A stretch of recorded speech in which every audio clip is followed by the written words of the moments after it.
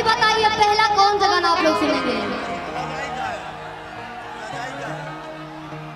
मतलब कि सादा गाना में की बार गा दे। नदिया नैया डोले कोई बोला कि नैया डोले। गाने के राइटर विजय चौहान जी हमारे बीच में है और मैं चाहूंगा सखी लोग थोड़ा आ जाए, सखी लोग मंच पे आ जाए। अब बस वही ये वो लोग हैं जो आपके गाने पे हर रोज डांस करते हैं।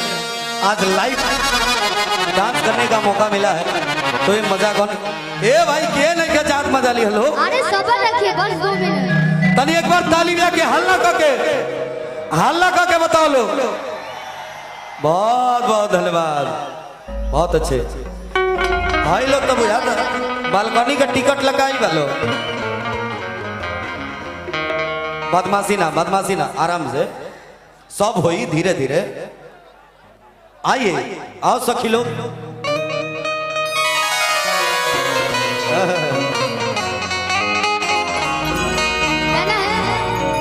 कि मैंने छोड़ी से कतार हो गई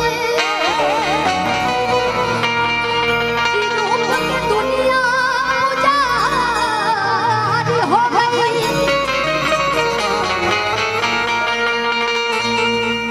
अरे के हो नजरिए में जब आके बस जाला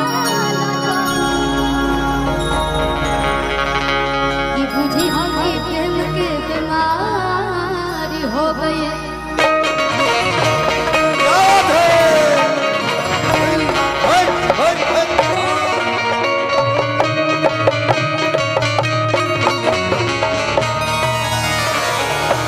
क्या बात बाबू एक नोट और बढ़ा दिया एक बढ़ा ली भैया।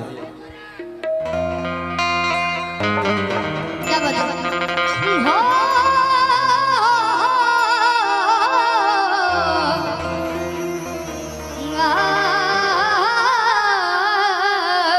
क्या बात हम चाहत की सबसे पहले परिचय करा दी। हमार तो नाम रघु सर। आपका क्या नाम है? मुस्कान जी, इसलिए हमेशा हंसती रहती है। चलो मुस्कान खोला दुकान में अपन दुकान। आपका क्या नाम है? सोनाली जी। बहुत अच्छी। सोनाली आवाज रखना। जगन्नाथ सोनाली। आपका क्या नाम है? ये तन्नू जी हैं। बहुत अच्छा। आप? हनु सोनिया जी। देखिएगा इनसे बच के रहिएगा आप लोग। वाह। आप? अरे की गोरी तोरू छुना दीवा करिया करिया रे की रोड पे चले लिखा है वरिया वरिया रे।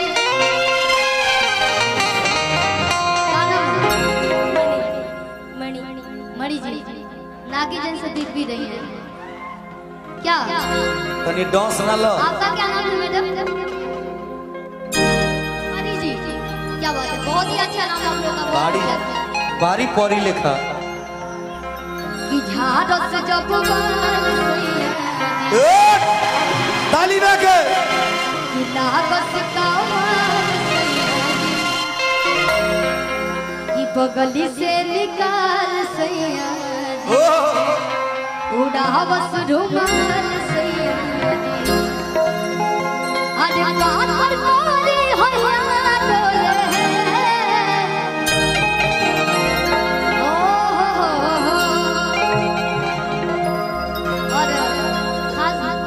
डोले बताना चाहते हैं कि हम उस लायक नहीं है जो कि आप सबके बीच में आ पाते हैं।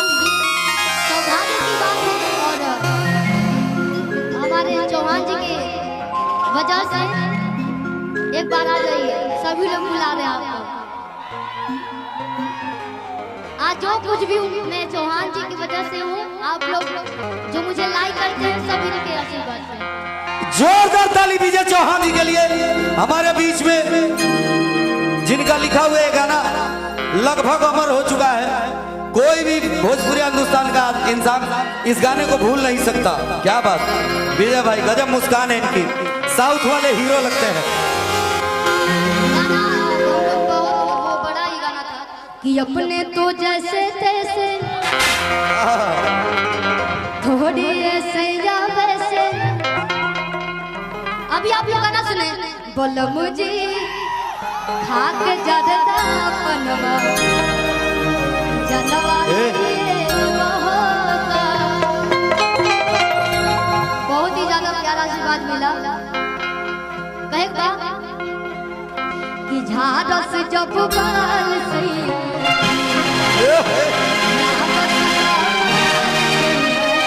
एक बार हल्ला करके आप लोग रुमाना है गमछा है,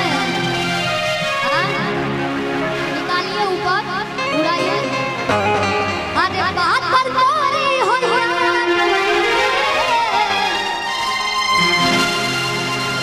आप लोग उड़ाइए कि झारस जब बाल सही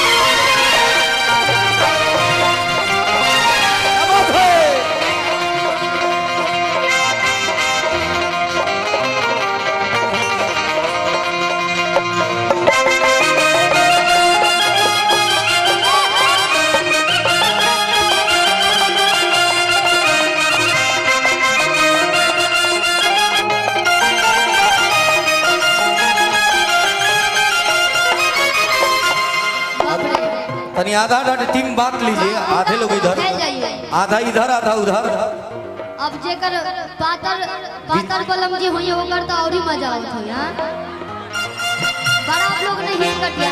अरे की पातर पिया बहुत है बाबा जालम दिलही मन के जैसन होता। अरे सच चाले जालम पातर पिया बहुत है बाबा जालम।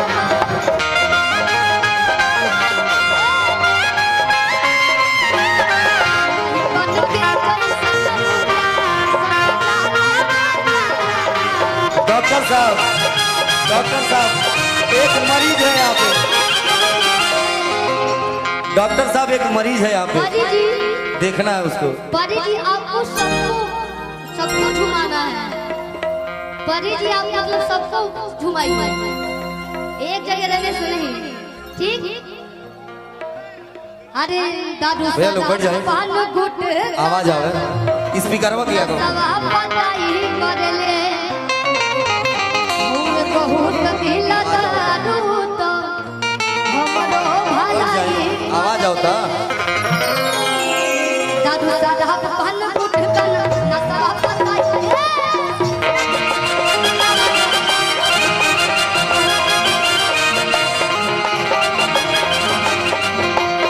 हमें बहुत दिल दारू तो हमरो भलाई करले।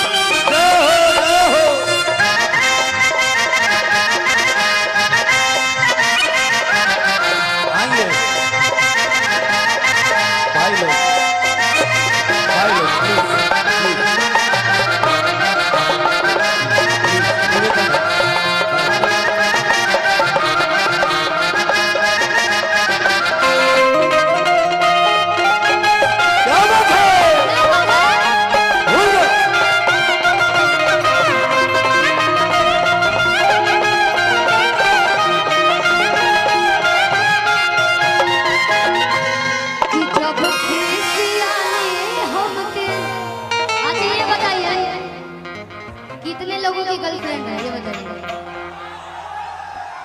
सबके आप लोग मनाते हैं?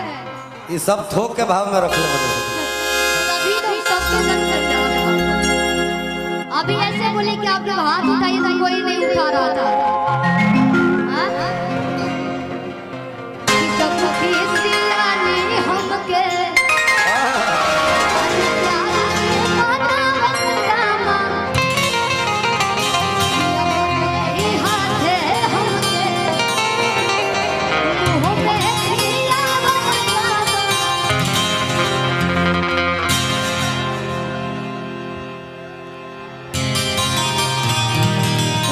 बदल